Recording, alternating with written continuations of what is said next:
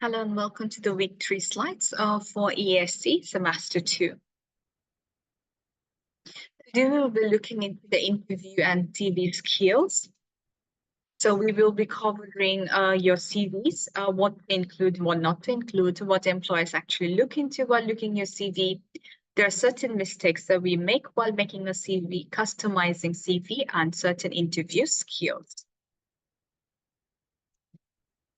So if we go with the definition of what is a CV, so this is your curriculum vitae, that's a written overview of a person's education, experience, accomplishments, and other qualities for a job opportunity. So I have a question for you. So how much time do you think your employer actually spends reading your CV? You will be surprised to know the answer. They roughly spend around 17 seconds to have a look within your CV.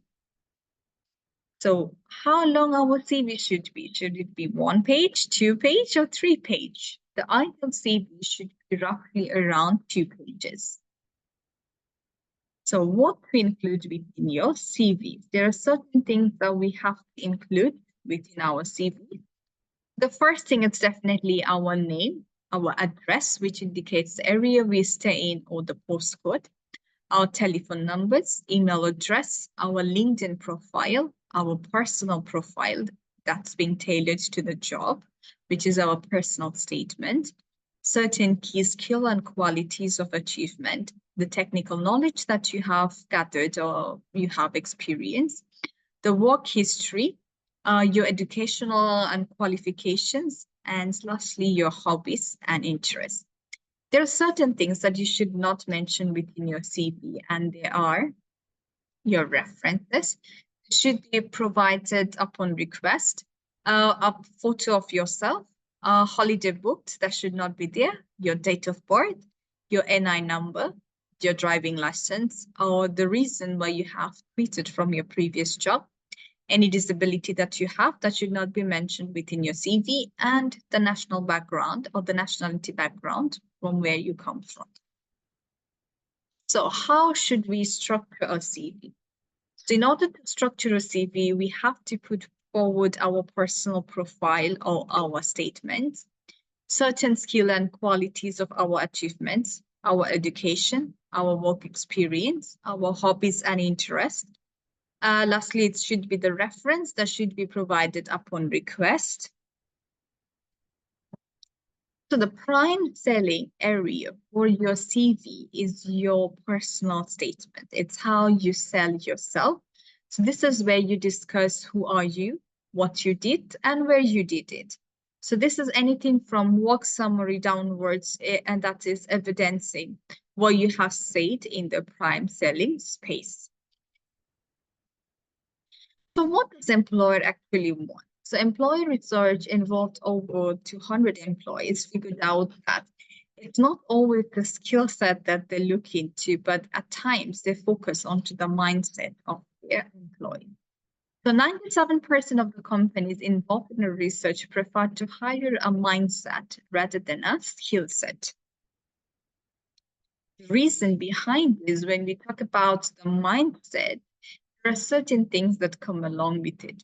The employers look into the honesty of the employees, the trustworthiness, the commitment, the adaptability, the accountability, how flexible the employee is, the determination, the loyalty, relationship builder, and the contributor of the employee. There are certain mistakes that we make when we are writing a CV. First one is unclear or inconsistent formatting. So when we don't follow a particular style of formatting our CV. No example or evidence. At times we need to provide some sort of evidence and examples when we are demonstrating our skill set or work experience from our previous job. Spelling and grammatical error is one of the big mistakes that we tend to ignore.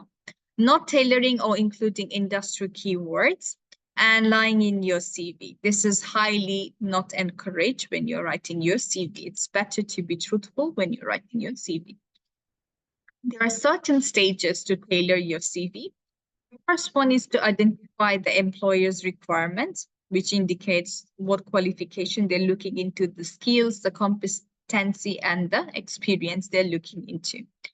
According to that, you need to review your CV and your experiences. So that is the question where it comes, can I meet the requirements? And stage 3 involves revising and adapting appropriately.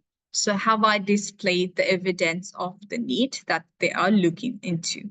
So always check the essential and desirable requirements for the role. Print the job description and use a highlighter to identify the key criteria that the employers are looking into. If you look at the interview kit, what type of interview can you think of? There are certain types. First one is panel, where a panel of people sit in to conduct your interview. It can be also a one-person interview, a group interview with many employees that have passed up to that level, certain assessment centers, telephone call, or it can be done through a Zoom interview as well. What is important to remember in each type of interview? There are certain things that we have to keep in mind for that. Why don't employer hire us? There are, can you think of 10 reasons why employers don't hire? If you look into a few of the examples that being stated over here, it's poor appearance. If you're not dressed properly, if you don't look presentable, there are chances of not being hired. Late for the interview, we have to be punctual during that. Can't express himself, or poor communicational skill. No clear goals of career or goal plan. Not interested or enthusiastic. No company research, where the employee demonstrates zero research about the company. Nervous and not confident. Unknown it at all. So at times they're overconfident as well. Does not take part in activities, or poor exam results. When you're planning an interview, there are certain steps that you need to take forward and into account. You need to plan what route you're going to take to go to that interview place, what dress are you wearing, and what you need to take along with yourself. You have to know each and every bit of your CV. And lastly, you need to do a research about the job role, the company, the interview type, or the type of question that are being asked. You need to also think what could go wrong and how can you prevent or rectify it. So how are you assessed? Based on your words, with 7%, tone of the voice contributes 35%, and your body language contributes 58%. That's how you present yourself. There are certain type of questions that can be personal question as well, to see if you fit into the team, can you work with the team or have the values that the company wants. At times they ask you competency questions as well, to see if you have the skill, abilities, and experience to be effective in that particular role. So what are they really asking? Can you tell me a bit about yourself? When they ask certain type of question, and this is more like a personal or a competency question. So how would you answer this type of question, or what would you say? Thank you so much for listening.